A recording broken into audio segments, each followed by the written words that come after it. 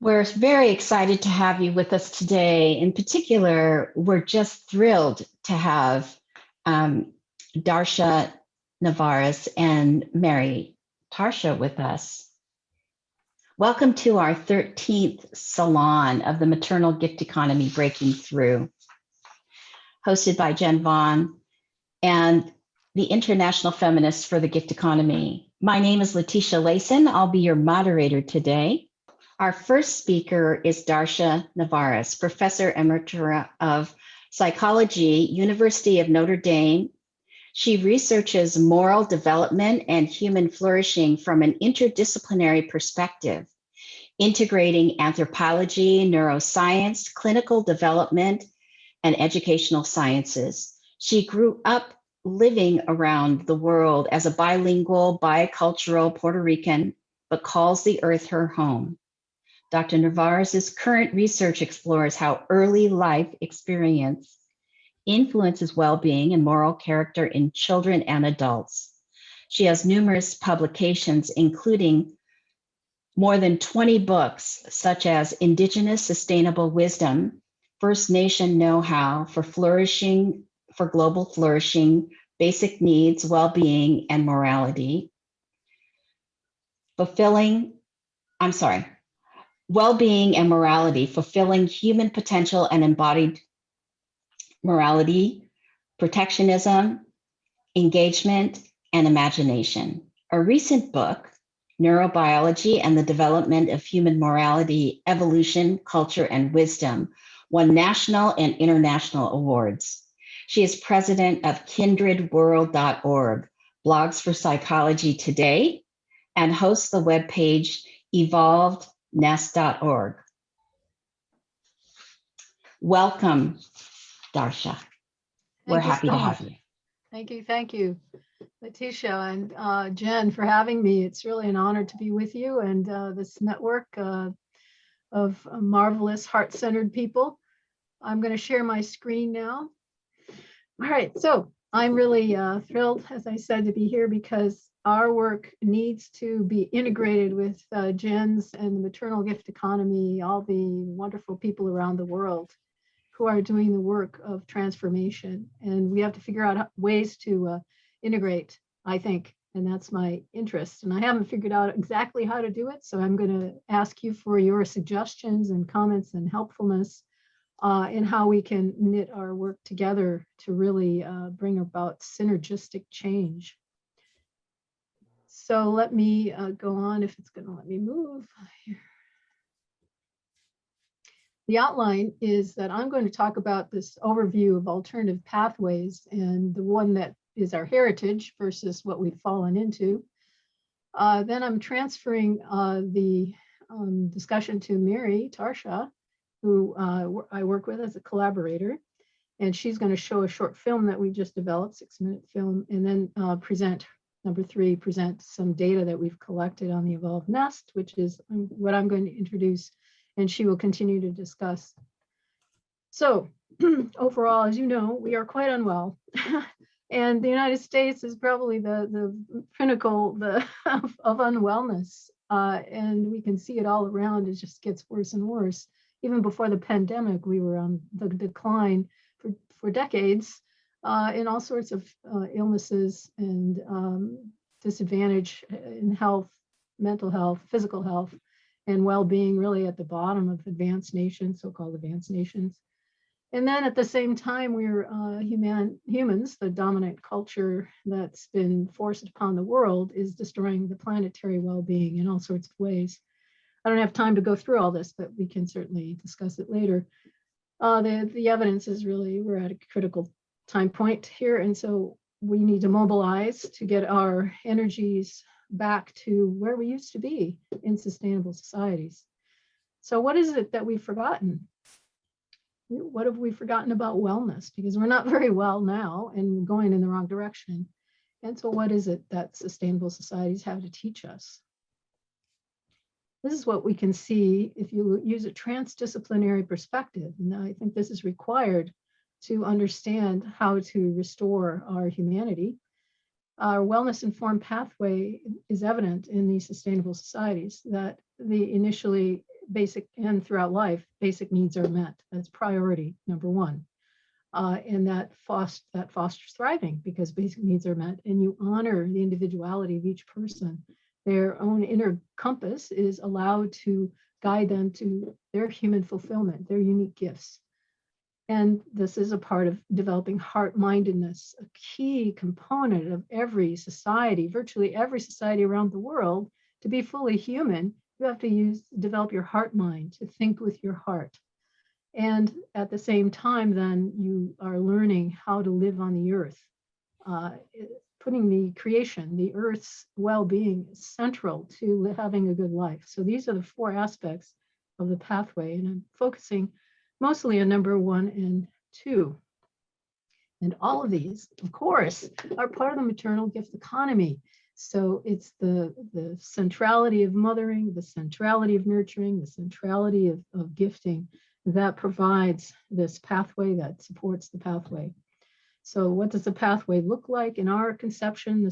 We're coming from psychology here, interdisciplinary kind of view, that the wellness informed cycle, which is a gift economy cycle, it starts with number 1, the companionship of the child, of the person from conception on all the way through life, companionship given, and in early life that creates number 2, the good psychosocial neurobiology, and leads to adults with well-being, number 3, who become wise and with age and experience. And then number 4, these wise elders attend to basic needs of the community and keep the cycle going in this positive, wellness-oriented manner.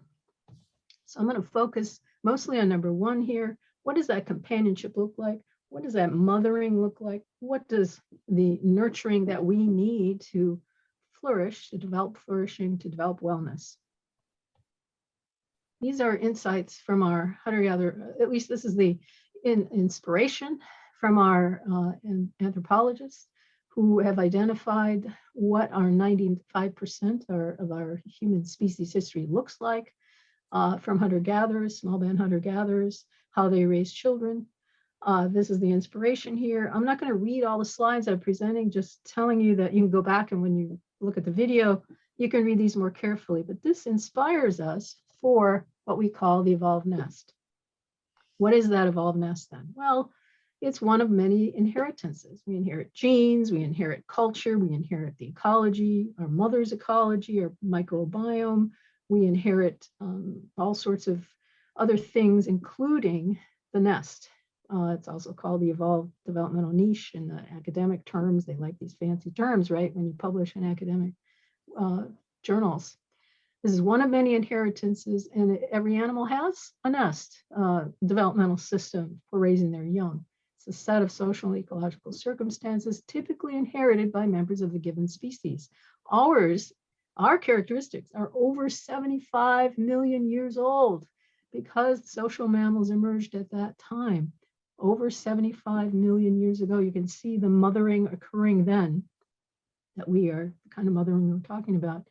And so evolution really has done the experiments because they conserved all these practices over thousands of generations, so that because it leads to thriving, it leads to adaptation, it leads to successful generation after generation.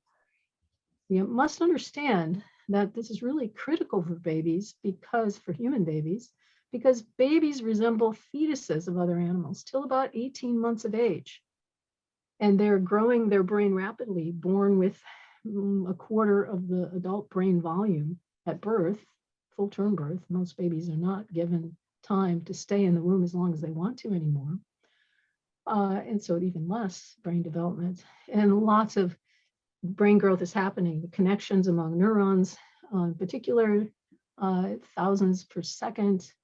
And so it's important to meet babies' needs immediately, because you don't know what you're disrupting if you let them move into a distressful biochemistry. So let's look at these. I'm going to go through each of these evolved nest practices. Most of them are unilaterally provided initially to the child, and the child then learns to reciprocate with others and just share in that gift economy of giving and receiving and giving and receiving throughout life. So the first two are really baby focused. The rest of them we all need. So think of yourself as how you are getting these needs provided, how you, and so we can discuss more too about that. So let's just look at the early experience. Dan Stern identified 4 worlds of young children. This is 0 to 5 years old or so. I'm just going to look at the first one, 0 to 4. This is what the child is immersed in, a world of feelings. They're moving in feelings in motion. That's their life, shifting states of consciousness. Again, I'm not going to read the whole slides to you, just pick out certain things. You can come back and read them more carefully. So when a child gets hungry or is distressed in some other manner, everything starts to get affected of his world. So this bold, what's in bold there, everything is affected. His movements, breathing, attention, feeling, arousal, perceptions, and so on. And there's suddenly in a disharmonious experience. Something has gone wrong. They don't know what, of course. And the baby becomes disorganized in multiple systems. And the world appears disjointed and fractured. So it's mother's presence comes back to the baby, providing whatever is needed, and helps the baby reconstitute himself after feeling dissolved. Of course, you don't want the baby to feel dissolved or disorganized for very long, and hopefully you prevent it by paying attention to all the early signals of distress and coming in and moving in to take care of that child. So I'm going very fast. We could talk about these things for hours, but just to give you a flavor of what mothering looks like for each of these. Breastfeeding empowers the child. The baby is controlling the size of a mouthful. The baby regulates how much they're eating. They can stop when they're full. And the breast milk is providing exactly what that baby needs in that moment by sex. And if the baby's in a growth spurt, there's more fat in the milk, baby eats more. There's antibodies. If there's an infectious agent in the region, the mother's milk will produce an antibody. Now, this is also important to realize that breastfeeding length has really shifted recently. So look on the left side, you can see the years of breastfeeding goes up to 6 there. And our primate cousins, our ape cousins, they on average will breastfeed till age 6. Yeah, it's kind of a shock, isn't it? And then our ancestral context, so these small band hunter-gatherers, the average age of weaning is age 4. And you can see the arrow, though, in that second column goes to 8 years. So that it's been observed that it ranges from about 2 years to 8 years, average age weaning of 4 years. Why would this matter? Well, it's because the immune system is developing itself during this time, and the breast milk is providing all the building blocks of the immune system, plus the brain and all sorts of, it's got thousands of ingredients. We hardly understand breast milk. So that's our ancestral context.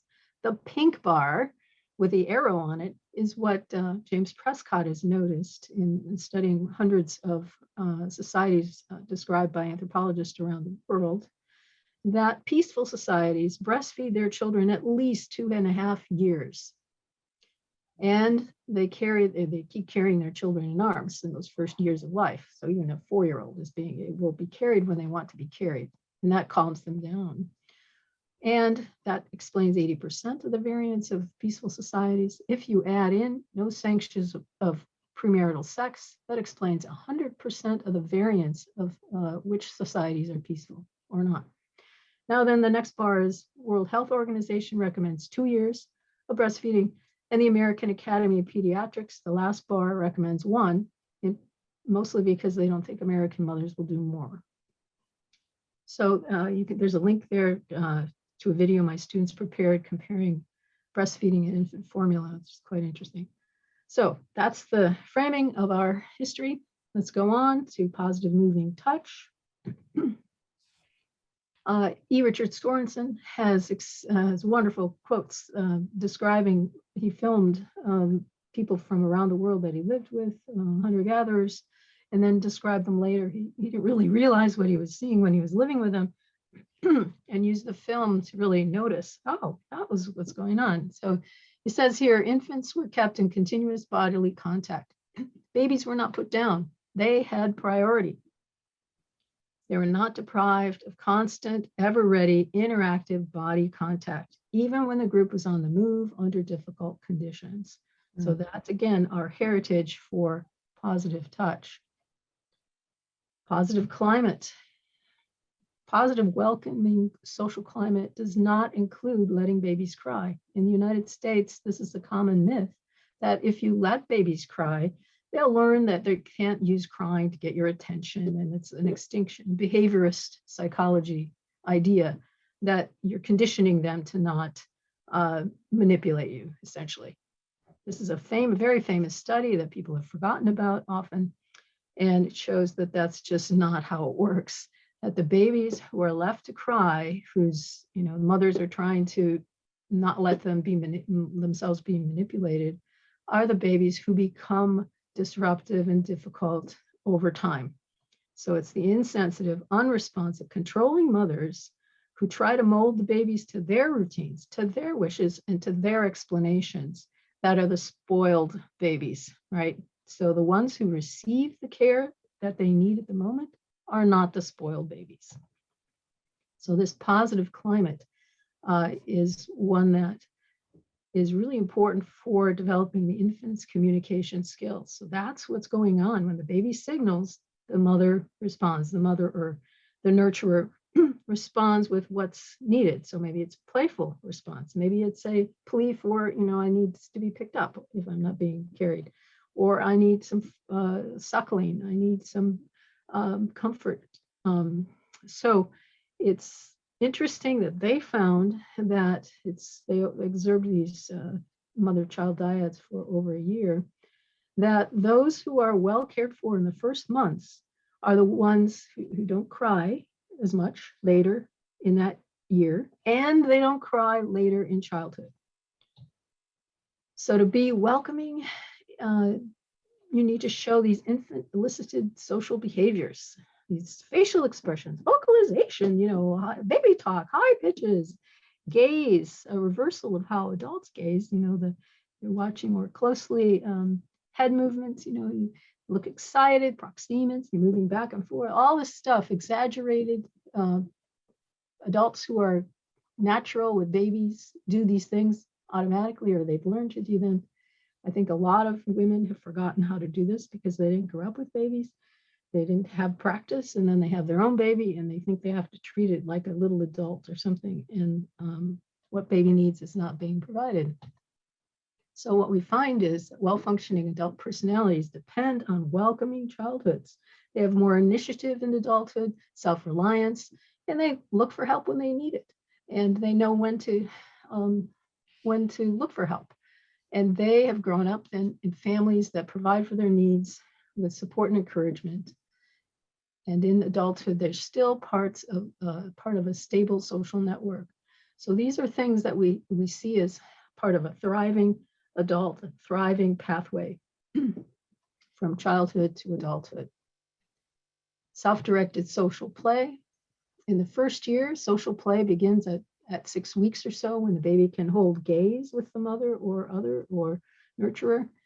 And the immediate goal of playing is to have fun, to interact, to delight the other. And the child learns to regulate the quality, quantity, and timing of stimulus events from these experiences. They learn how to control their body and more as they grow. And Dan Stern says this is one of the most crucial experiences in the infant's first phase of learning. By the end of the first 6 months, the work of this phase is done. And what have they learned? Ideally, they've learned the schemas of the human face, the voice and touch, specifically to particular caregivers also, the temporal patterning of human behavior, the differences, changes in tempo and rhythm, the conventions for initiating and maintaining and terminating, and avoiding interactions, turn taking, reading signals and expressions of others. Now, if you send a baby to a daycare center, to someone who doesn't know them, someone who's busy with so many other children, the baby's not going to learn these things, right? Because they're not getting enough attention with the same person over time to build those interactive. When the baby's awake and ready to play, maybe the person is busy, the caregiver. So This is an issue that we have to be careful of when we talk about sending young children to daycare, childcare centers. Allomothers, so important. Other nurturers. Mothers need support to care well for their children. This is how we evolved. We didn't evolve to be alone with the child. We didn't evolve to have mom and dad be alone with the child. No, we evolved to be in a village. And so there's different kinds of research showing how important the feeling of social support is for that mother. And Stephanie Kuntz, the sociologist, says that the quote here at the bottom, children do best in societies where child rearing is considered too important to be left entirely to parents. Right. And I think most of the world knows this. It's just that in the capitalist patriarchal society that we become super individualistic. So much has been forgotten. We forgot all of this and we've avoided it and numbed ourselves to this alternative reality. So mothering really is a joint activity. Mothers evolved to be nested themselves in layers of support, of feeling nurtured and cared for, and laying in that first month, having all their needs met and the baby's needs met so that mom and baby can bond. They need mentoring about how to mother, shared caring and provisioning of their children's needs. And so it goes. Responsive relationships. This is, again, the reciprocal communication that I was talking about earlier, synchronizing. And then if things get unsynchronous, to repair that, having a mutual influence on one another, baby and mother or nurturer, meeting the child's needs in the moment, and the co-regulation. Alan Shore has a wonderful quote here that the mother needs to be attuned in with the infant's dynamic alterations of autonomic arousal, the energetic dimension of the child's affective state, so their emotional state, their embodied emotional state, and to resonate with the dynamic crescendos and decrescendos of the bodies, and the infant's bodily based internal states. And the psychobiologically attuned mother minimizes the negative states and maximizes the positive states. And by this way, the caregiver creates a personality that is positively charged with curiosity, wonder, and surprise, fueling social, emotional, and physical environmental intelligence. And this is a sign of adaptive infant mental health. So again, the mothering is critical to be personalized to that baby, to be in the moment, here and now, embodied, shared resonance.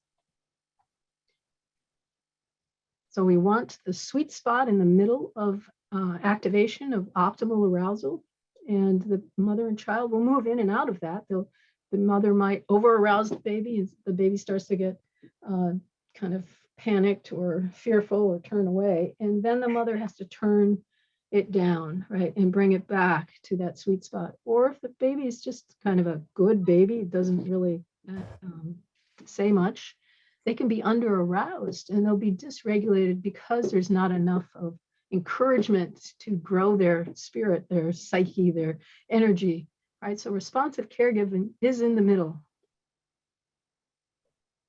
Nature connection is another fundamental way of being a human being. Our heritage is to follow cycles, women's cycles, following moon cycles. I'm really having the culture centralized around moon cycles.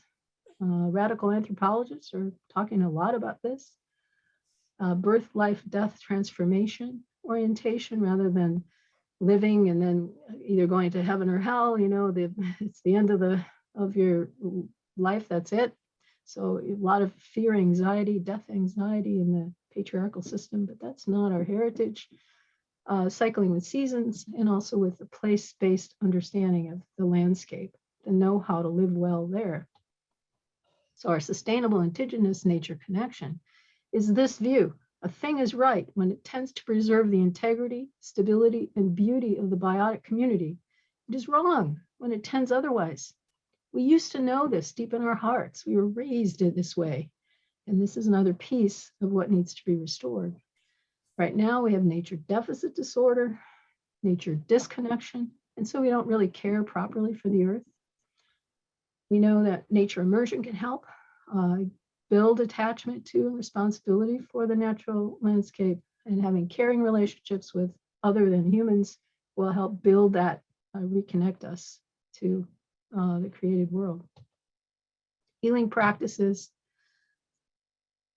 our ancestral contexts, there's many healing ceremonies, sometimes daily, to promote respect for the natural world, to give thanks, to honor the animals, to ask for help in hunting, but also for community bonding and to heal relationships in case something didn't go well or didn't go right, or you have some resentment or grudges or something. These things are necessary to help you let go so you can actually be present emotionally and not have velcroed resentments all over you, clouding your heart sense. So this is the wellness informed cycle then. It's all not just anthropocentric, it's with the earth in mind. What's the other pathway that we've fallen into? The trauma-inducing pathway. When you move from early childhood that looks more like this to early childhood that looks more like this, what do you expect? Well, we know from animal studies that when mothering or nestedness is degraded, you're going to have a species atypical outcome. You don't provide the species typical developmental system. You shouldn't be surprised when you have results of individuals who are outside the evolved range of intelligence and effectiveness. And so we end up with this cycle. We have the undercare that occurs in early life, the poor development of psychosocial neurobiology. Adults who are ill with limited social moral capacities are going to be more self-centered because they just don't feel well and they didn't develop the social kind of interactive skills that I was talking about early and for early babies, young babies. And then 4, they support a degraded culture where adults are distracted, overwhelmed, neglectful, over controlling, and they keep this cycle going. In the United States, this is where we are. We've shifted across time to this degraded cycle with a degraded nest, undermining human development. We forgot our fullest capacities. Do you know what human thriving looks like? Look at this list. A quiet mind, inner happiness, vitality, being fully alive, honest, sense of humor, outstanding memory and senses, being able to build a habit at will, know-how for getting along the landscape, feeling connected to the earth, to nature, that you're part of it, that you're connected to spirit, it all is alive. These are what thriving in our species looks like. In relationship then too, we enjoy being with others, we enhance their well-being, we're attuned to their needs, we're empathic, we listen, we're communally oriented, we're authentically helpful and love and forgive, we're generous, egalitarian, we respect our ancestors, and we're responsible for the web of life. Now, of course, we're imperfect human beings. We make mistakes all the time because we make choices and we forget something and do harm. So that's why we need those healing practices. But on average, this is what thriving looks like. And one other aspect that we've lost in part because of civilization's focus is this ability to be in a dynamic shifting flow state which is dominant in our original societies. It's a right hemisphere dominant orientation, which right brain development is rapidly developing in early life in those first years. Ellen Shore has documented this quite well. And when we don't provide the nest, we're undermining right brain developments. We're undermining this polysemy. So the ability to take multiple perspectives, to be transpersonally connected, to de-differentiate, meaning we feel one with others. One Aleut community in Alaska says, when they see other people, they say, hello, my other self. That's the attitude that we used to have in this polysemy orientation. And the fullness of now, we're so connected with past and future, with spiritual entities, with a living earth, everything's so alive. And it's like the fullness of now is just so beautiful and overwhelming. We don't get all anxious about death. In contrast, this is what civilization then has done to us, which is dominant in hierarchical societies. Univocity, where we're always in this problem-solving thinking mode, our left brain orientation, which we emphasize in schools, linear logical thinking, which relies on differentiation. categorizing, separating everything, and then hierarchically arranging them. So we get obsessed with order and precision and prediction, and it leads to deep anxiety and death terror because we're just, I was thinking about the future, who's going to be the top dog, who's going to win. And this came about from farming mostly, but anyway, it's another part of ourselves that's gone off the rail. We've overemphasized this. It leads to terrible anxiety and just a lack of connection, right? We forgot nurturing, and we forgot how to be in the world as a nurturer and to be nurtured and accept and receive gifts. So we've reshaped the mind. This is where we are. We've suppressed the heart mind, and we shift them between this intellect and our gut feelings of self-protection, because we're born with those kinds of things, fear and rage and anger, and just to stay safe, safe, safe. And if you're distressed a lot as a baby, you're going to go into that mode more easily, and your brain gets shaped to be reactive to, am I safe or not, all the time. And so we've got various problems here. I won't read them, but it's the degraded evolved nest, the unmothering of the world, which is still spreading, unfortunately, and we need to turn it around as well. Our contrasting worldviews, then you can see on the left side, the purple, the dominant culture has emphasized these things from the 17th century on, and bits of it before that as well. Pinnacle of enlightenment worldview. And the right side is our indigenous baseline worldview, which is all over the world prior to globalization and colonization and all the capitalization of the world. So on the left side, we have this fragmented, disenchanted, amoral cosmos worldview. Only humans are important, really. They're the only ones that have any spirit. They're the pinnacle. They're the greatest. They're restless. They're conformed landscapes. You conform the landscape, the earth, to what you abstractly, ideally think about, and you hoard resources, right? So you're always gathering in. On the right side, the view is that it's a unified, sacred, and moral cosmos. Again, this is built from your own psychology of early experience, right? You know that spirit pervades all things. You know that you're mutually related with all. And then the stories you're told is that humans are the younger siblings of all these other living life forms. And so you have much to learn from them. They're your teachers. And you learn placefulness. You learn how to be on this place on the earth and make it thrive. And you fit in with that local landscape in the bio community. You don't shape it enormously to what you think is an ideal that's anti-wellness. And you share. You're in the gift economy. 5 minutes, Darcia. I'm about done. So in my view, then, when we provide what babies need, it's an ethical position, right? And when we don't, it's unethical. So this is all about morality here. So the seeding of morality occurs in early life, probably prior generations to that child's conception, because the experiences of grandparents and parents matter in terms of turning genes on or off and what's expressed then, for example, anxiety. So we have intergenerational responsibility to make sure we are fully well and thriving, so that when we conceive and nurture and grow the next generation, we are doing it in the fullest manner of support, in the fullest gifting, the fullest expression of mothering. So I think I did pretty well. Sorry, I went so fast. Now I'm going to pass this over to Mary, and we can talk about more things. I have other slides I can go through, but it's time now for the short film, and then Mary will discuss some of the data we have that we've collected and others have collected. So I will stop share. Let's see if I know how to do that. All right. Well, thank you so much, Darcia. And I am so happy that you presented all of that. It was very dense. Those of you who are viewing now in the Zoom room with us and in the recording, we will hopefully be able to have Darcia's slides as a reference, so you can at your leisure take a look at them and review them. So right now, we're going to turn it back over to Mary Tarsha.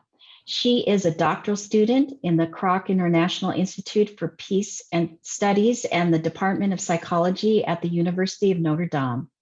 She investigates the neurobiology of moral development, including peaceableness, cooperation, and pro-social, antisocial morality, with a particular focus on how early life facilitates or not the biosocial construction of well-being and social morality, specifically the mechanisms of action by which the evolved developmental niche or evolvedness promotes human flourishing and peaceable children, families, and societies. Her work has been published in the International Journal of Partnership Studies, Peace Studies Review, Frontiers in Psychology Development, Psychobiology, Family Relations, and numerous books. She is on the board of Kindred World and a contributor to evolveness.org. Welcome, Mary. Thank you so much. I'm so happy to be here. It's an honor to be with all of you. So to begin with, we are going to watch a short film. So I'm going to share my screen, and it's about 5 minutes long. And I think this is a good film that helps integrate what Darcia has been talking about with the evolved nest, and also connecting a very big picture of what we've all been experiencing, the pandemic, and the ramifications of that as well.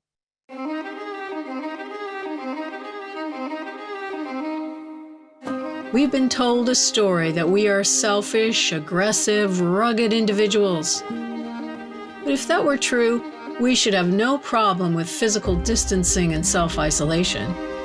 The pandemic showed us that this story is not who we are. That's because we evolved in cooperative bands of kin and non-kin, where we were nurtured and welcomed by all members of the community. We lived together, we gathered food together, we sang together, and we danced together. We knew it would have been impossible to survive on our own. But together, we thrived. Today, we are living in a culture that goes against everything it means to be human. Our culture emphasizes toughness over tenderness, isolation instead of togetherness, even for babies. As a result, we are depressed, anxious, chronically ill, and at the bottom of every international indicator for health. We are stuck in a cycle of competitive detachment where we feel disconnected from others and even ourselves, while at the same time feeling we have to compete for anything worthwhile. There's a way not only to break this cycle, but to create a new one that reclaims our humanity and helps us heal ourselves in our culture. We can create a cycle of connected, cooperative companionship.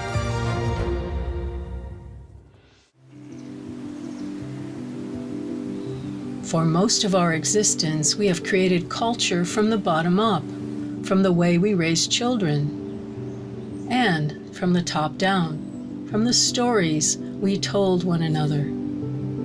Children were nested in loving, supportive village care, growing deep connections to and respect for the natural world. In modern culture, children are raised with disconnection, with little concern for their basic needs, and with an almost random set of relational experiences.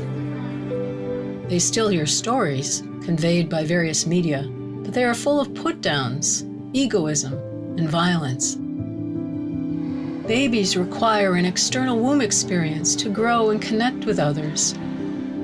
They need calming, affectionate care, immediate responses to keep them optimally aroused while rapidly growing brain connections.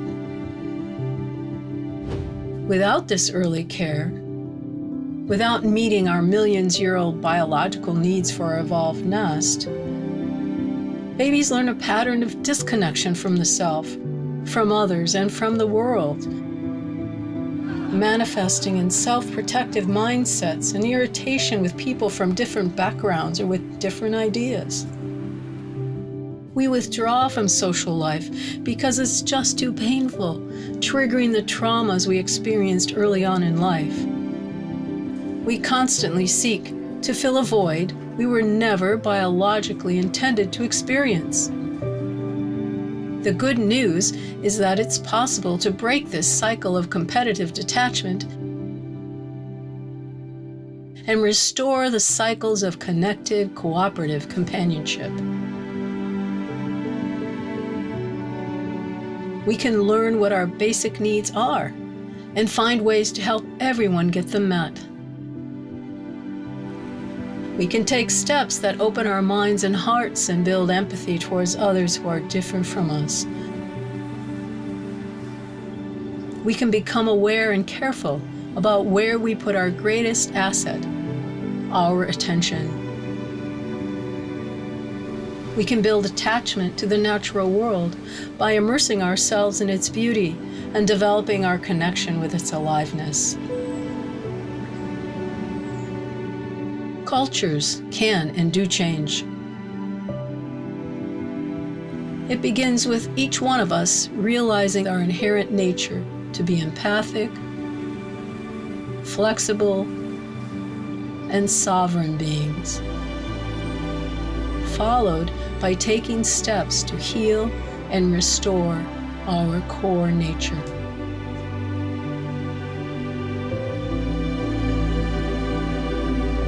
Many of us assume that the culture we live in mirrors innate human nature, but today's dominant cultures of competitive, destructive detachment are rare and recent. Nearly every other culture that has ever existed during our species' history over millions of years has been one of connected, cooperative companionship. To heal ourselves and our world, we simply must return to this way of nurturing children and communities. For more information, go to breakingthecyclefilm.org.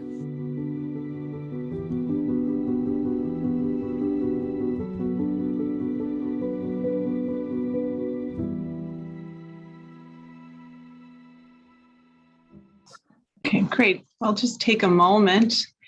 I'll let that sink in. You know, it can be emotional because it's something that we're all living in and with right now. So now we're reflecting upon the very powerful film. I'd like to begin talking about how we can change that cycle and restoring, building the cooperative companionship.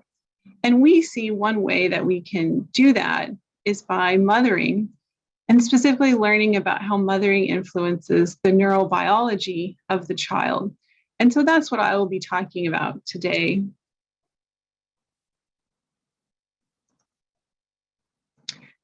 So as Darcia mentioned, in early life, the body, the brain, and the mind are developing all together, that there is a constant interaction between nature and nurture. And as Darcia mentioned, that in the first few years of life, the brain is growing rapidly. And the way in which the brain grows is dependent upon experience. And so that is why we say it is plastic or malleable to the environment in which the experiences that the infant receives. So in this way, caregivers are co-constructing the growing individual, both neurobiologically, but also their emotions and their cognitions, which are developing together. They're not separate. And this forms the foundation of the implicit self and also the social worldview. And so as the video showed, babies need calming, soothing experiences in order to develop well, in order for those neurobiological systems to be shaped and constructed in a way that benefit the individual. So we like this term exterogestation, or a womb with a view. And the evolved nest is a way of providing what the developing person needs from the very start of life. in order to optimize wellness. And so I'm going to go through the nest and focus on each component, describing how the particular nest component influences neurobiological development, which is setting the stage and really undergirds all of social and moral development. So we'll start with soothing perinatal experiences. So we know that for the mother, the ability to conceive, carry, and deliver a baby is very complex and is dependent upon numerous biological systems, such as the endocrine system, which is all her hormones, the hypothalamus pituitary adrenal axis, the HPA, which is the stress system of cortisol, as well as the autonomic system. But in order for these to function well, in order to give birth and gestate, these biological systems are shaped by her own set of experiences in her own life, as well as prior experiences in previous generations that she has inherited. And all of these influence the developing neurobiology of the baby, both in utero and postnatally. So to carry and give birth to an infant is really part of a much larger set of experiences. And in this way, we see it as part of the gift economy, because she is receiving experiences from her own life and generations before that allow her to be able to carry and give life to the next generation. Unfortunately, as the video showed, common practices in the US can often stress the baby and disrupt development and bonding, specifically interfering with the timing of birth or the use of labor drugs such as oxytocin, which can have more long-term effects on breastfeeding and child-mother bonding, as well as there are medical routines that often stress the infant and the child, such as the bright lights and smells within the hospital, rough treatment, or even extensive separation of the mother and baby. And all of these can affect the entrainment or the synchrony, both physiologically and psychologically, between the mother and the infant. And the simple presence of the mother is also very important for brain development. So normal brain development functions in that it requires neural sculpting, or the shaping of connections between neurons. And this type of sculpting, as I was saying in the first slide, is dependent upon sensory experiences. And so for mammals, the majority of these sensory experiences come from feeding and nurturing and soothing, which is usually provided by the mother or other caregivers. Oops. Here we go. So this particular study and set of studies asked the question about if the presence of the mother matters for infant brain activity. So using mouse models, they examined offspring's brain activity using EEG, and they investigated what was taking place in brain activity in the offspring, both when the mother was present and when the mother was absent. And they found that when the mother was present, there was a significant change, such that there was an increase in cortical synchrony. And when she was absent, away from the offspring, there was a decrease in cortical synchrony. And they identified one of the mechanisms by which this change was happening was through neurotransmitters, which were responsible for flight or flight. So the conclusion is that in the first months and years of life, the simple presence of the mother matters, specifically in shaping infant brain activity. And the presence of mother and other caregivers is also important, not only shaping the brain, but also influences the heart, such as the heart's magnetic field, which we see that this influences others in our environment, which we are aware of it or not. You can see this very nice graph here. So the most calming type of physical contact when one is distressed is that chest-to-chest, heart-to-heart hug. And so you can imagine how calming that is for a distressed infant or child to receive that type of care. So the next eating component is breastfeeding. And as Darcia mentioned, these first two are focused on early childhood, but the rest of the nest components are important for all of us across the lifespan.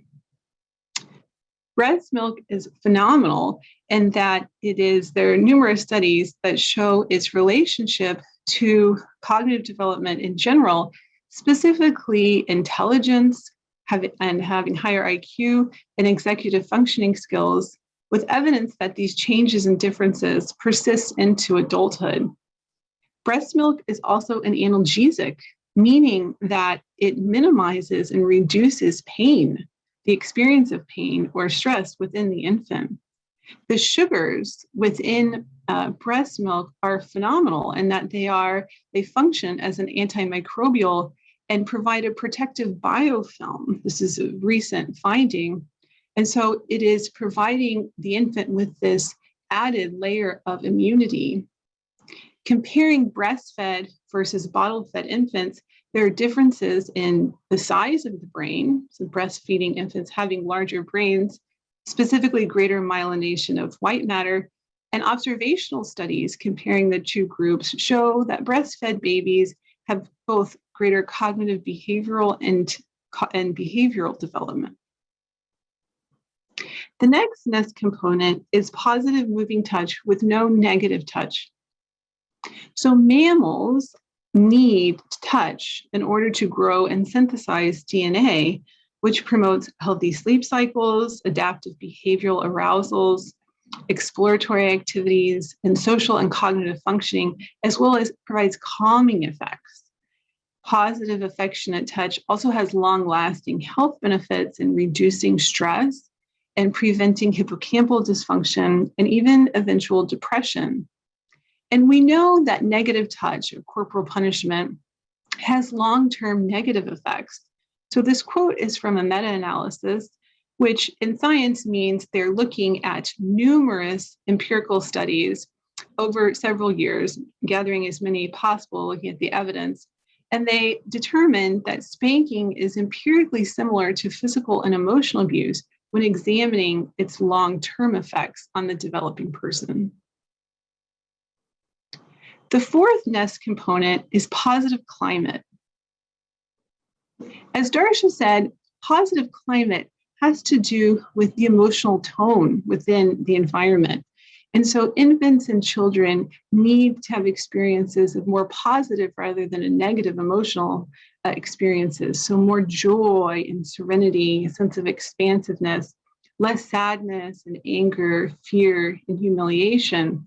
And we know that adults who experience more positive emotions in childhood are more secure, are mentally healthier, and less distressed. So the importance is that the infant and the child feels loved, cherished, and appreciated. And this helps create positive reactions in others, as well as helps them develop deep friendships. The fifth nest component is self-directed social play. So as Darcia was talking about earlier, the sense of playing in multi-age groups, we're talking about play here, that is with other children and that is not governed by an adult. So we're not talking about sports, organized sports or soccer, although those have benefits and other positive outcomes, but we're talking about self-directed social play. And we know that social play facilitates emotion regulation development, including aggressive urges, and influences gene expression and facilitates overall brain development. And play is particularly important for supporting right hemisphere development. So as Darcia also mentioned, in the first years of life, the brain is developing asymmetrically, meaning that the right brain is developing more quickly than the left brain. And the right brain, and so we need to support this right brain development. And the right brain is responsible for helping us self-regulate. So in order to control both our behaviors and emotions, that's what we mean by self-regulation. The right brain is also responsible for intersubjectivity and social pleasure, emotional intelligence, empathy, beingness, self-transcendence, and even higher consciousness. And the good news here is also that play can help develop your right brain if it has been undermined in some way, even as adults. The sixth nest component are allomothers. or allo parents. So as Darcia mentioned, we were made to be nested, even the parents meant to be nested within layers of support. And one of the benefits of allo parents is that it helps shape the infant's social brain so that the infant learns to be comfortable with different people in terms of different smells and voices and touches. It also provides different relational styles and extended attachment such that they're not they're attached to simply one caregiver, but learn different relational styles to others. It also facilitates less stranger anxiety and improves perspective taking and even theory of mind.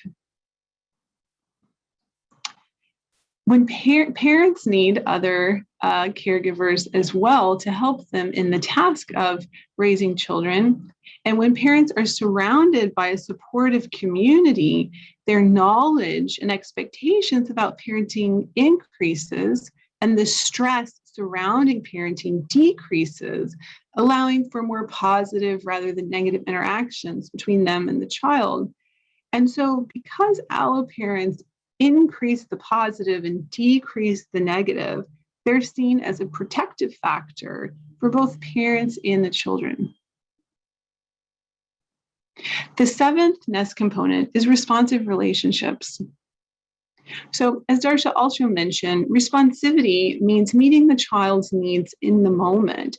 And it is about this reciprocal communication of synchrony and repairing dyssynchrony if that happens. And that together there is a building of shared narratives, which involves this mutual co-regulation, the back and forth between the infant or child and the caregiver. And this type of responsive relating helps establish brain wiring, emotion regulation, and really sets a trajectory for habitual patterns in the future. So one example of the importance of responsive relationships in shaping the developing brain is the vagus nerve. So the vagus nerve is the 10th cranial nerve that begins in the brainstem and innervates all the major organs within the body: the heart, the lungs, the digestive tract, the immune system, and is responsible in all social engagement systems. The role of the vagus nerve is to calm and restore both the physical and psychological processes. The type of care that an individual receives, and specifically the type of responsive care, shapes the development of the vagus nerve, such that more responsive care in early life helps develop and supports a vagus nerve that is more toned, we would say, so that it is more efficient at calming both the body and the psyche when the individual encounters future stress. The eighth nest component is nature connection. And as Darcia mentioned, that have a sense of being connected to the natural world. And these activities, hopefully daily, that we engage in can help calm us and regulate us. It also lowers cholesterol or cortisol. And these can be simple things like walking outside, sunning, earthing, gardening, bird watching, hiking, and camping. And on the right-hand side are also a list of some other things that we can do, such as paying attention to sunlight, clouds, and these trying to minimize harm to living things. And this is a recent intervention that Darcia and colleagues did by engaging in those behaviors on the right-hand side that I just showed, just for 3 short weeks with a group of college students, was found to increase their sense of ecological attachment. The ninth nest component are healing practices. And as we mentioned before, healing practices are important. We need routine healing practices to heal both new wounds as well as old wounds. And these can be things like singing or meditation, talking with friends, also ways to reduce physical stress, and helping others. So we see that all of the nest components contribute to building a healthy neurobiology, which is the basis for healthy social and moral development. But what happens with unnestedness when parts of the nest are not provided in infancy and childhood? Well, the result are seeds of ill health, this mental anxiety, depression, anger, physical ill health, and as well as social and moral ill health. And this can lead to a sense of disconnection from both the self and others, as well as disconnection from the community or even the world. So physiologically, when infants' needs are not met, and when we're talking about needs, we see that each component of the nest represents a specific need that infants have. So that when infants and children are not provided the nest, the result is a sense of stress. And we know that we call this early life stress undermines development. And specifically, early life stress alters stress response systems, the immune system, the endocrine system, neurotransmitters, both the number as well as the function of neurotransmitters. It also alters emotions and emotional systems, and even the corpus callosum, which is the network that bridges both hemispheres of the brain for hemispheric integration. We know that early life stress can also produce gaps or lesions in brain systems from early trauma, abuse, neglect, or undercare. So one specific example of the role of early life stress is its connection to inflammation. And as I said earlier, the immune system, like the other neurobiological systems, are sensitive to psychosocial stressors in early life, in childhood, and in infancy. And so we know that early life stress produces alterations to autonomic, endocrine, and immune system functioning, which can lead to an increase in inflammation in later life in adulthood. But what about psychologically? What happens psychologically when early needs are ignored or the nest is not provided? Well, there's a growing sense of distrust of your own body and possibly an impaired sense of self. There can be a development of living against rather than with others. So lack of cooperation, more of a bracing. Maybe social disagreeableness, such as opposition or withdrawing, and even a distrust of others, of anxiety, cynicism, and even the demonization of other people or other groups. So this is a really important slide, I think, because it pulls everything together. And so on the left-hand side, looking at the side that is white, we'll start just focusing on that first. I'd like to walk you through this. So in every social situation, we are both consciously and unconsciously assessing the safety of the situation. And so unconsciously, we would call this neuroception. So it's coming from bottom up. It's unconscious. Or it can come from top down, which are larger conceptual framework.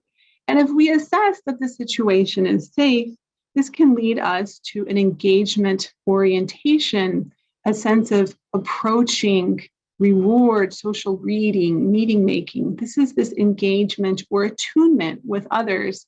And so the orientation is one that is open to life. And we see in our work that those who have more of the nest provided in childhood have more of the left-hand side, the orientation of life. The right-hand side is the unsafe. So this is when there is a perception that the situation is not safe, which moves us into a sense of safety or defensiveness. And this mobilizes our stress response system of fight, flight, freeze, or faint. And the result is a bracing against life. And so you can see on the left-hand side, there is this openness, and on the right-hand side, there is a sense of bracing. So now I'd like to look at some empirical data from our lab, both for children and adults. So we asked the question, what evolved nest variables at 12 months, so when the child is about 1 year of age, predict self-control 4 years later? So we started off with many variables, 52 variables that measured numerous aspects of the nest, but we wanted to know what were the most important. And we used machine learning statistical technique in order to investigate this so that this was not our biases, we're trying to use a non-biased and statistical way to approach this. We found that breastfeeding, touch behavior, both positive and negative, companionship parenting, observed maternal sensitivity or responsivity, as we talked about, in alloparents were the most important. But then we wanted to test again, say, of these, which are the strongest predictors of inhibitory self-control at 4 years. And on the left-hand side, you'll see in this structural equation model, these are the variables that we were testing. And the bolded lines indicate that these mathematically are the strongest predictors, those of breastfeeding, playing, and alloparents. Those were the most important predictors of inhibitory self-control in children at 4 years of age. We were also, thank you. We were also interested in the role of play because, as I mentioned before, it's an important role in developing the right brain, as well as important in self-regulation. So we measured the amount of play just in the last week that children have received based upon maternal report. And then we assessed the strength of their vagus nerve during 3 different conditions. So when they were resting, baseline, watching a movie, during a stress condition, they're putting together a difficult puzzle, and again, during a recovery condition. And we found that the amount of play in the last week related to their overall vagus tone during both the stress and non-stress conditions. So that red line right there indicates that the more amount of play they received in the last week, the more relaxed the children were, both during a rest condition of watching that movie, as well as when they were engaged in this stressful cognitive task. In a larger study across 3 different countries, we asked parents of 3 to 5-year-olds how much of the nest they received in the last week. So we asked them about positive and negative touch, how much play, as well as how much family togetherness. So it's from USA, Switzerland, and China. And we wanted to investigate normal socio-moral development. And we found that the amount of the nest did predict moral socialization. So the first 6 variables on the left, parent age, education, income, parental responsivity, and child's gender, these are all variables that we controlled for. And on the bottom left-hand side is the amount of the nest that the children received in the last week. And that red line with the asterisks means that it was statistically significant, so that it is beyond chance that this is related to child moral socialization. So the amount of nestedness that they received in the last week predicted their moral socialization. We also examined this for poor socio-moral development, and again, controlling for the 5 variables above, the amount of nestedness, that ED and PR, predicted social maladaptation. We also examined social developmental optimization. And again, controlling from the 5 variables above, the amount of nestedness, that red line, predicted child sociality, the social attunement, social enjoyment, consideration, social imagination, thriving, and happiness. But what about adults? So does the nest matter for adult well-being, sociality, and morality? So in another large study from adults within the US, we found that their reporting of how much they received of the nest in their childhood predicted their attachment security, which predicted their mental health, leading to interpersonal capacities of either perspective taking or personal distress. And this predicted their ethical orientation, their relational attunement, as I talked about before, their open-heartedness, or their self-protectionism or bracing orientation of withdrawal or opposition. So I think I'm almost out of time here, just right on the last slide. So this is more information based on Darcia's blog, as well as the website for the film. Thank you, Mary. That was fabulous. Um, you both did excellent with your timing. So we do have about 30 minutes for questions. And I see that there are a couple in both in the Q&A and in the chat. So are you ready for questions, Darcia and Mary? Just a reminder for all of you viewing in our Zoom room today and in the recording, the slides will be available for you to actually review. And if you should have questions when you're reviewing the slides and reviewing the recording, send them to us. The email address where you can send them to, we'll make sure that the presenters have the questions and a list of all the attendees so that they can get back to you. So let's start with a question from Liliana. I have a question from Mary B. This is a question that she poses. What should I do if I am an adult who did not receive this kind of mothering as an infant? For both of the speakers, please. At evolvednest.org, we have various tools for you to learn.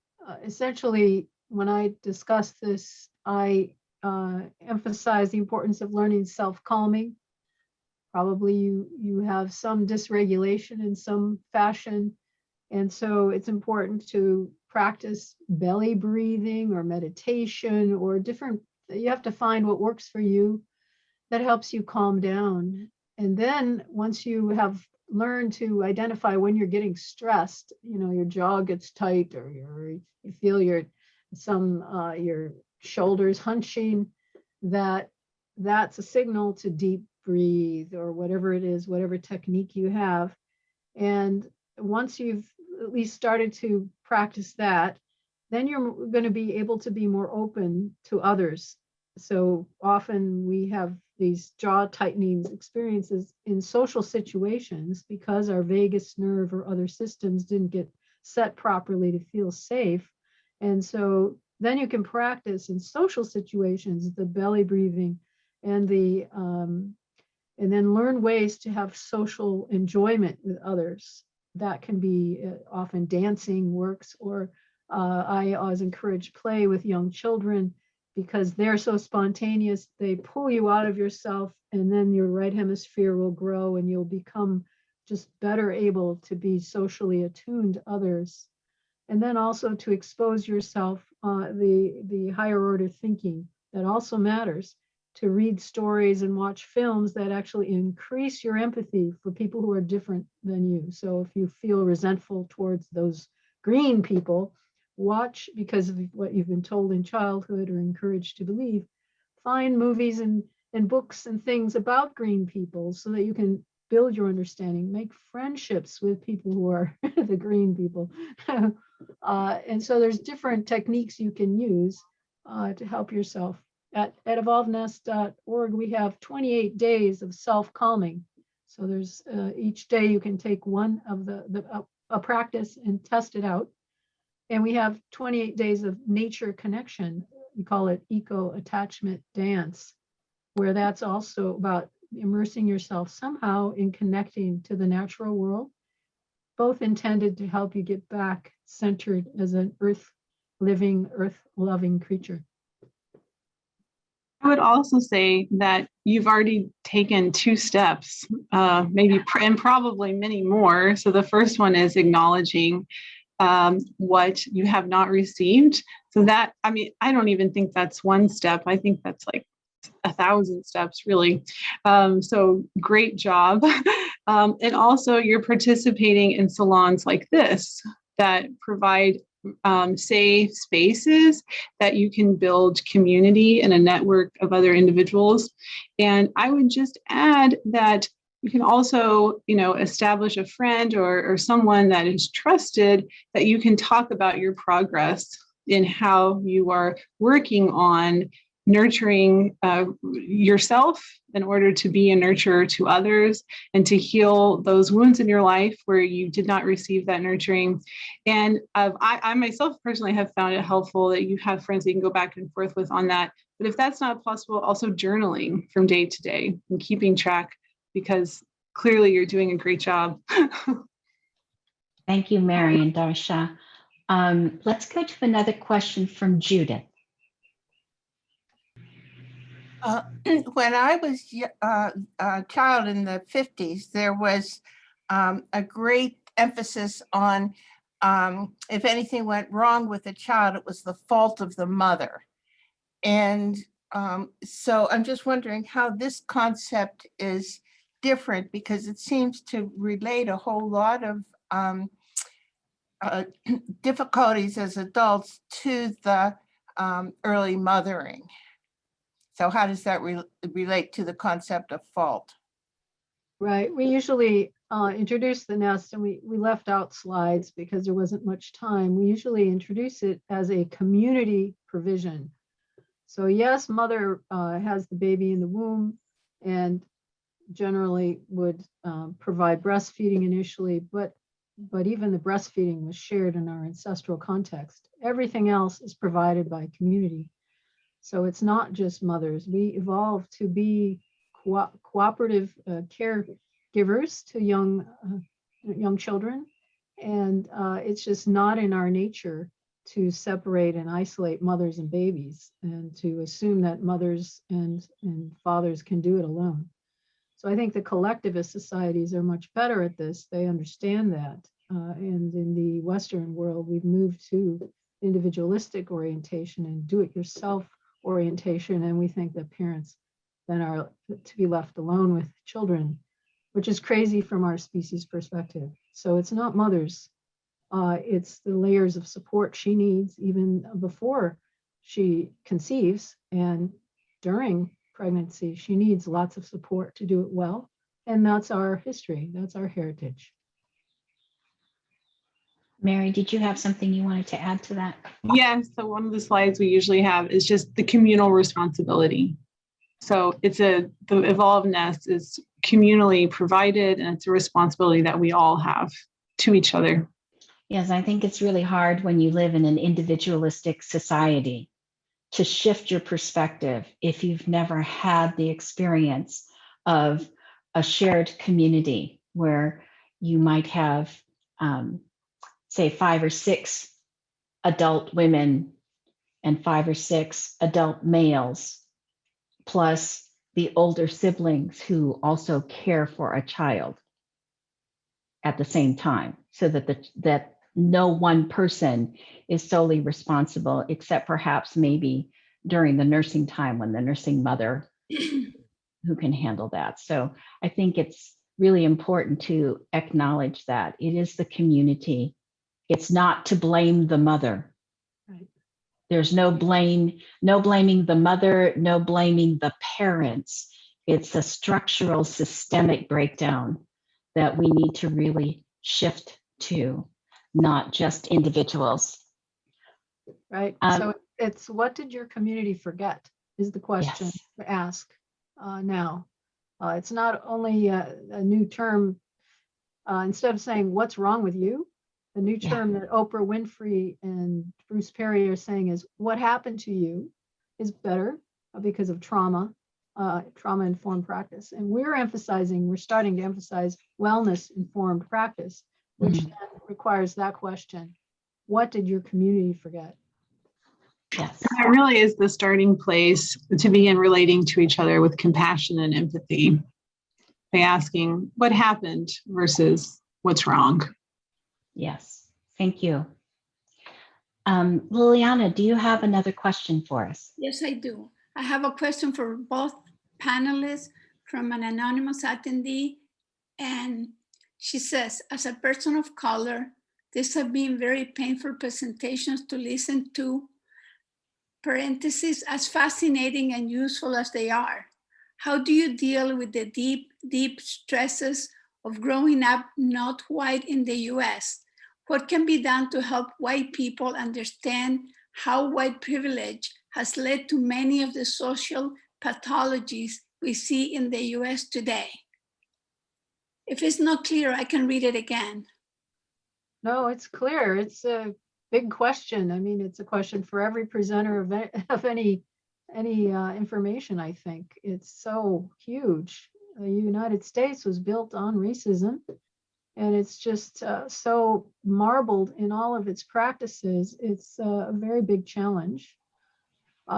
So I think here we are suggesting that the evolved nest, well, actually, it's often better practiced by minority communities than the white Western educated, because they've been told so many myths about our past, as you know, it was worse in the past and we're wonderful now. And you know, all sorts of strange beliefs that support capitalism and patriarchy. So the minority communities often are the ones who are better at nesting, because they haven't been so socialized and they're on the margins, and you can do some things better on the margins. And for but all the problematic racism and classism and sexism are part of the problem the United States has of integrated into all the reasons we don't have the layers and layers of support, which is another slide we left out. But Mary, I'm sure you can, you have things to say. Yeah, I would reiterate that there's need to learn from communities that are marginalized, right? Because they are providing more of a nest. And so we really need an understanding that we're learning from each other, rather than the sense of white supremacy, that really whites need to be learning from other communities that are implementing more of the nest. Thank you both. I think it's very, very important for us, especially in these salons, to recognize that when we're speaking about humanity, it's not erasing the color, but it's actually to get back to the primal expression of who we are as a species and what it means to thrive. And that at the level, the deep, deep level of connectivity and support systems that were available for thousands of years was what established the gift economy. So, yeah, go ahead, Darcia. We need the non-white communities to help us. We need indigenous communities to help us remember our heritages. And the white Western ways have to, Westerners have to humble themselves to stop thinking they're at the top of the pyramid, and there is a pyramid. There isn't. We're on the earth. We're all here together. How do we live and cooperate in ways that help others, everyone flourish? And that's what the indigenous communities, they've been holding that knowledge, even despite the genocide they've experienced. They've been holding that knowledge for us. And many minority communities have those memories better and have those behaviors still practiced better than the white westernized educated people, because they've been so brainwashed and for so many generations. Thank you. Thank you for that, Darcia. Jen. So can I just say one thing I forgot Yes, to please. say earlier? And that is, the nest is needed by boys even more than girls, because boys have less built-in resilience. They have, and they develop more slowly, they mature more slowly. So they need breastfeeding longer, they need more play, they need more holding and touching. And in the United States, we give them less of everything. And so you end up then with people who are very self-protective. They have to be, and they get into dominance hierarchies because they've never finished developing. They get stuck then at age 2. So I think we have a lot of age 2 adults running the world. There's still, rivalrous, because age 2 is many around the world is understood to be when a child is trying out their autonomy. They're trying this, and they're, they'll hit you because they don't have the ability to take perspective and the empathy to understand that they're hurting you. And then if you start spanking them, you're going to stick them at that age, because they need to be accepted however they're developing themselves, and play with them instead. And this is what small band hunter-gatherers do. The child may run at them with a stick and they'll make it into a game, the older kids, the adults. and they won't punish the child, which again shifts the trajectory into the wrong direction. But we do that routinely in the Western world. We think you have to punish children to make them a good person. And now instead you've undermined their development for the future. We do that especially with boys. Thank you, Darcia. Jen. I was curious about the idea of essentialism and the feminist movement that is always criticizing mothering because and the idea of it because it's essentialist. Can you talk about that? Well, I think we're going to need your help with this area because it's not something we've studied very much. And I think I've been reading the wonderful book, Mothering, Gift and Revolution, the one that just came out honoring you, Jen. Thank you. We've got to address some of the things in here that we haven't addressed. And essentialism is one of them. Yeah. Now, I argue in my neurobiology book from in the development of human morality, evolution, culture, and wisdom, that we do have a human essence, and that is shaped it's a cooperative social essence that is shaped by the early experience. So I think it's a universal kind of essence because it's the same kind of personality all over the world in these places that provide the nest. The adults are cooperative. The thriving list I showed you are lists, these people are cooperative and capable and happy. That's the kind of thing that is essential, I think, but you have to get there, you develop it.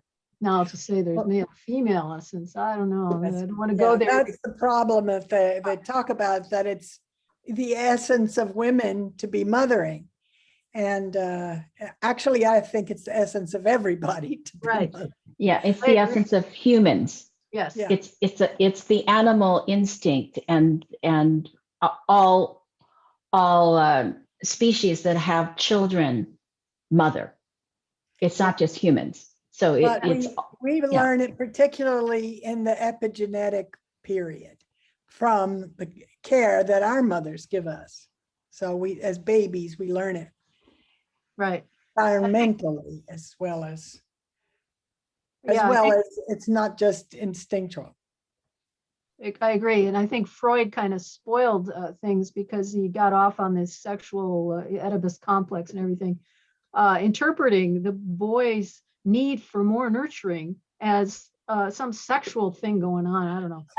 But they just wanted to have more of their mother's attention, more nurturing from dad or mother. But he kind of messed up. And so people are stuck there thinking that it's all about this strange mythological competition. I agree. Yeah. Yeah. So Judith, do you have another question for us? I see that Darcia has already answered this in the chat, but I think it's important enough to answer it verbally. From Angela Miles, you mentioned that allomothering in nested communities was provided by many others, but rarely siblings. Do you see this as significant? Right. So yes, I did write a short answer, but I can say more now. That was the quote from the anthropologists who were examining and noting what's common all over the world in small band hunter-gatherer communities. And in those communities, there are few siblings, at least nearby siblings. Usually there's at least 4 years apart for siblings.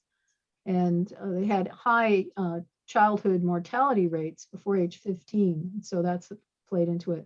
We also used to have that for 1850. But now we have medical trauma intervention care. So the evidence for what they're talking about is siblings aren't really. Now that other anthropologists say it's everybody's taking care of the baby. Everyone's enjoying and caring and everything. So it's unclear to me how important that is specifically.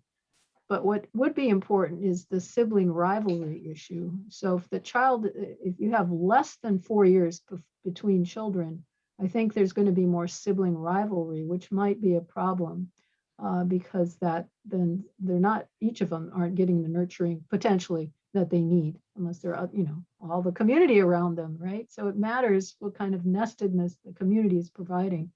So it's really not I don't think specifically siblings are an issue. I guess that's a short answer. Thank you. Mary, do you have anything to offer? No, I think Darcia summarized that question, answer to that question well. Perfect. Liliana, do you have another question for us? Yes, I have a question from Michelle Martin. And she says, I live in a shared household with 2 boys, ages 10 and 12, who are both very dysregulated and frequently engage in challenging fear-based behaviors. Their parents and community members are doing our best to nurture them in a good way. Ancestral trauma is clearly at play, along with influence of the dominant culture. What recommendation do you have for our community to support them? It is often very challenging. Well, the first recommendation always I give is playing, to let them have opportunities to have self-directed play. Now, it depends on where you live and what the opportunities are, but to go out and kick a ball around, to throw a ball, you can do that in the street even, depending. So that kind of experience with nurturing older boys, for example, ideally, or men, so that they have role models for how to be flexible in the back and forth of playing, how to be cooperative, those kinds of things. Maybe Mary has more suggestions. Yeah, so you said they're 10 and 11, is that right? Yeah. 10 and 12, okay. So Darcia and I actually just did a book review on Bruce Perry's recent book, new book. So he's a leading child psychiatrist and neuroscientist, leading the field for the last 30 years, 3 decades. And so I think at this age, they're old enough to learn his method of the 3 R's for well-being, which is regulate, relate, and then reason. So oftentimes adults try to reason with dysregulated children or adults actually, try to reason when they themselves are dysregulated. So I would begin, like with what Darcia said, providing experiences where they could physiologically begin to regulate. So play is one of them, and preferably in nature. And I think they're old enough, they're at an age that you can bring an awareness to, asking a question, how are you feeling now? So that they can get in a sense of what it feels like to be regulated.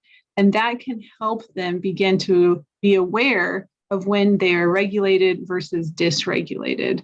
And then once regulated, move into a type of relation, relating, that's asking a question, reflecting on the experiences, and then reason. So that book, I don't have it handy with me, but that is also one book that they use that model. It seems to be very effective. He works with a lot of individuals, like I said, for the last 30 years.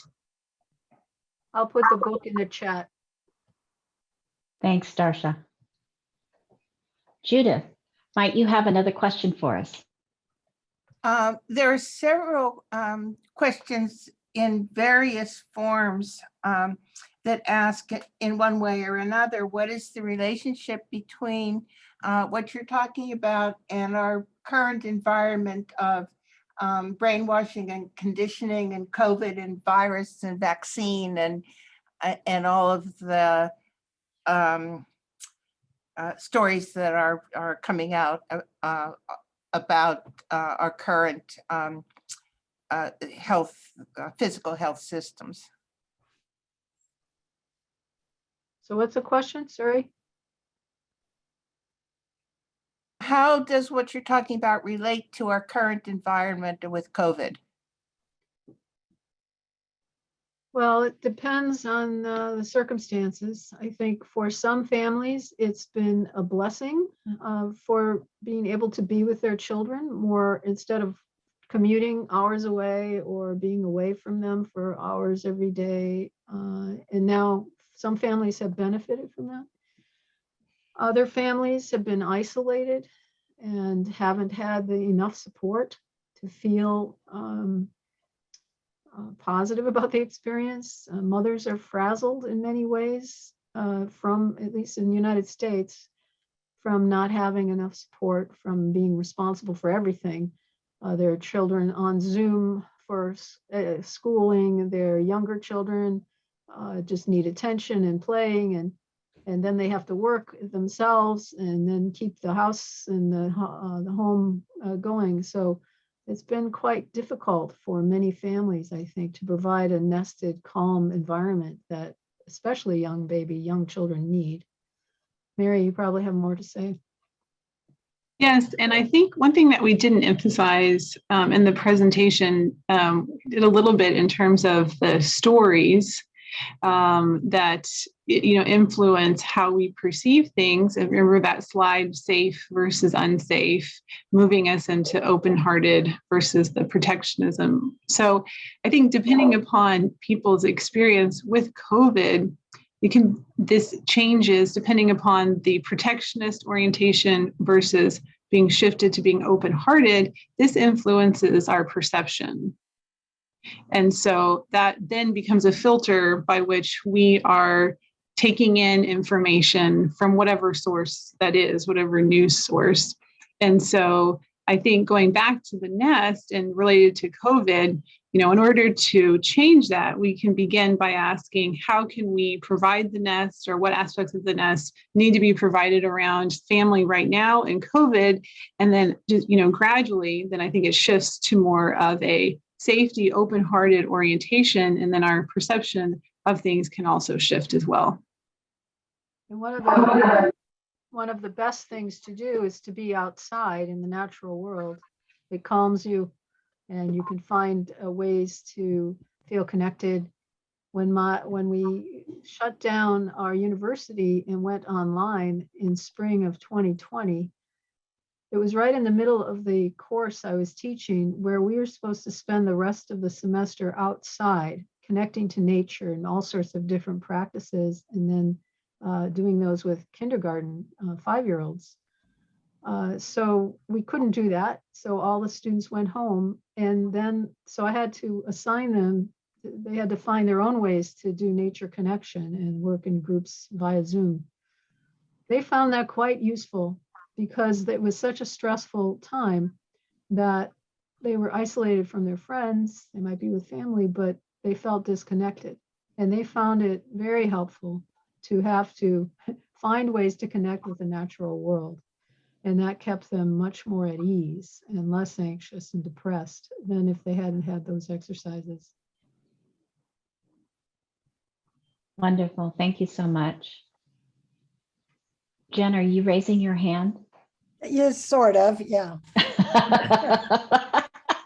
I saw you just sort of reaching. Yeah, because it's a big question. I just wonder if this kind of social change can really happen in capitalism. Yep. So we work at the psychological level, right? So we're not the socio-political specialists, but it seems like we need to do multiple things, multiple levels, and that includes the political system. So I think Mary and I are probably in agreement that we need to move more towards a system that meets basic needs first. And that doesn't, well, I suppose some form of capitalism might work. The social democracies in Europe at least do a better job than the United States.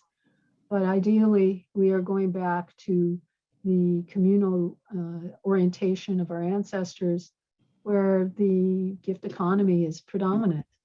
Now, how to reach that and how to shift is something we need your help with. We can tell you why it's important. We all need help with that. It's got to be a collective gift. Exactly. If we stand in our words that, it's the democracy by the people and for the people, if we get back to this place of the evolved nest, return to that, then the choices that are made are reflective of the choices that we make in our government and who we choose to lead and who would choose to lead us. I think that is, perhaps maybe a fantasy in some people's minds, but it's a concurrent reality. It has to happen at all levels. I agree. It can't, one of them just can't happen. It wouldn't resolve the imbalance and the dis-ease that's fully present right now that we can see so clearly. We need we have to do it compassionate women fast. in charge. Yes, yes, yes. And it has to happen fast because the environment is crashing. So. Right. Right. Liliana, do you have another question for us? Yes, I do. From Marites Cedeño, her question is, what would you say is your best practical suggestion for a single family to create a community nest in terms of childcare? You said earlier that mothers not being present causes stress in the baby. Yet, how to create allo parents if she doesn't leave them? She doesn't have them. If she doesn't leave the allo parents when she's absent? Well, in the United States, it's unfortunately often up to the family, the mother and father, the mother, to find those allo parents. They used to be built in with extended family nearby, with the extended family living in the same household. But we have laws, zoning laws, that single families only can live in a house, for example, in different parts of the country. And so it makes it really hard to find the community, right? So you have to work at it, hopefully ahead of time before you have the baby. You're starting to connect with other mothers and other families that have children or elders who are happy to pitch in. Religious organizations often have supportive groups. That's one place to go. And that's something we want to work on in the Evolved Nest. I thought all these baby boomers, other retirees, last year, 25 million retired. Wow, we need to make a core of nesters, of nest provisioners out of those people, but they have to be trained, right? Or they have to have the heart-centered orientation. And so in a country where that's diminished and denigrated, it's hard to find those people, perhaps. So I think this is another area ripe for a lot of work to be done. And Mary, I'm sure you have some things to say. Mary has her own children. I think one of the first steps, and as a mother, I've encountered this, just the attitude that we can do it all by ourselves. This is something that needs to be changed, and just by being vulnerable and continuing to articulate that to other parents. And that's something I do. And I see, there's like a relief that goes off on other mothers' faces. As soon as I say that, it's like, oh, then I don't have to put up this front that I have to do everything on my own. And then that helps build more of a network and connection. And so, finding other families and other parents that are parenting in a similar way you do. And like I said, you learning from each other, a sense of humility in relating to one another is so critical. Thank you. I'm reflecting back on my two elder sisters who had their babies 40 years ago, and they had what they considered mothers groups of mothers who actually were pregnant at the same time. And they, alloparented. They got together weekly and daily, and they helped each other. They, created babysitting co-ops. They created alloparenting. I don't know if that's such a rage right now, but back then it was a very big thing. And those relationships extended even to today, that the relationships are like family. So they grew up with their children, they created an extended family. But I agree, Darcia, that it had to happen before the children were born. These were the relationships were developed so that the mothers could understand the changes that were going on in their bodies and their communities and support one another. Yeah. So Liliana, do you have another question? We have time for probably one more. I have another question. This is again from Mary B. This gives us guidelines for how to behave if we become mothers. How does it apply to people who are not mothers? Well, we are all potential nurturers, right, of one another, of the children we see or meet, to be encouraging to them, to help them feel safe in the community. So I think we can all make sure that we are providing a welcoming climate, that we build our own play skills so that we can playfully banter with people we meet, so that they feel like, oh, this is a living earth and a living community, and we're all connected. And we can also help others find their nests.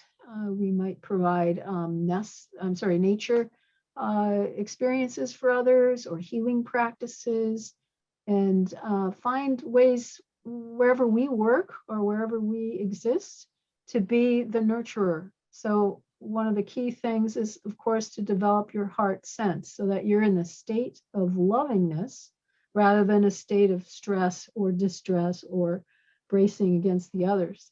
The traditions in wisdom, the wisdom traditions around the world, talk about wisdom as a state of being.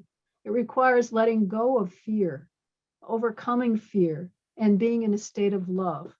And then your actions will be wise because you are in that energy flow of being aware, at one with all, and feeling connected. Then your behavior is going to be one that promotes connection in others.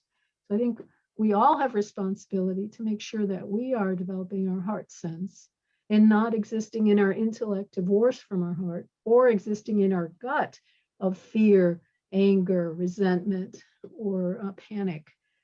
So healing, self-healing is really important for all of us. And because we are a ripple of energy, we are energy systems, and our behavior, our attitudes, our thoughts, our feelings are rippling out to the rest of the world. So we can all contribute, even just by staying home and making sure if we can't go anywhere, that we are letting go of resentments, letting go of anger and fear in various healing practices, and getting to that state of love, connection. Mary, did you have some words you'd like to offer? I'd like to say that you're so needed, as a nurturer. And as we've been talking about, a lot of this circles around how we can support families and be an allo parent. And so your presence in helping and being a nurturer is very, very, very needed. So thank you, for asking that question and thinking about it and doing that. Yes. And Jen, I wondered if you'd say something about motherers, because I think one of the things that we need to do is to begin to language differently about how our relations are and who we are in the world to one another, and that everyone and everything we can be motherers. It doesn't have to be just a mother. Yeah, absolutely. I always use that term because of the same thing you're saying, and especially to include men, so that they too can nurture without feeling like they're going against their gender identity, or being too feminine or something. So really, we need to generalize mothering as a value system, as a way of behaving for everyone, as a logic, and our market logic, our exchange and capitalism is just contradictory to that, because it puts people in opposing camps and makes them compete instead of cooperating.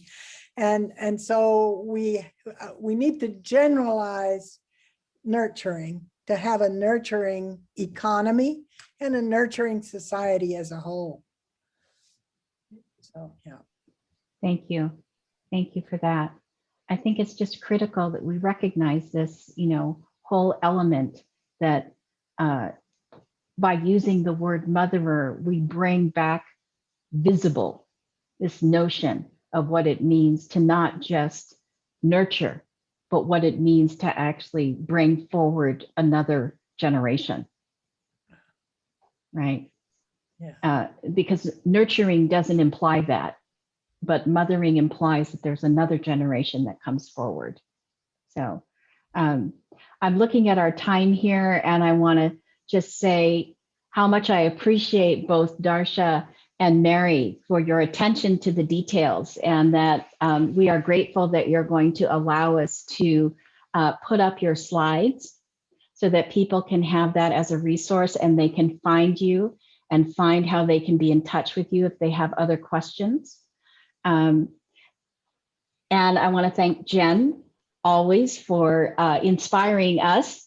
And I look forward to this collaboration between the Evolved Nest and the maternal gift economy, and making it a much broader and larger wave of transformation. So we're going to be closing now. We hope that you can join us in 2 weeks. I want to just bring attention and appreciate our technical support, Diane and Elena Skoko, who's in Croatia. Diane is here in the United States, but I want to thank you for our seamless technology. Liliana and Judith for attending to the questions and making sure that they get to us and our speakers. And again, if we didn't get to your question, we'll make sure that our speakers have them with your address so that they can respond to you directly. And if you have any other questions that come up, you can always send them to us at the maternalgifteconomy@gmail.com, and we'll make sure that they get to the right place. In 2 weeks, we have Salon number 14, and it is on the broad topic of the truth, the gift of truth, speaking truth to power, with Marta Benavides and Patricia Mukin. So Marta is in El Salvador, and Patricia is going to be speaking to us from India. Both of them have very critical, very potent truths to share with us, and the gifts of that. Sometimes the gifts of truth are not always gentle, but they're wake-up calls. So we hope that you'll join us in 2 weeks and take very good care of yourself. We're so happy that you could attend, and we'll see you in 2 weeks. Bye for now, everyone. Bye. Bye, thank you. Patricia.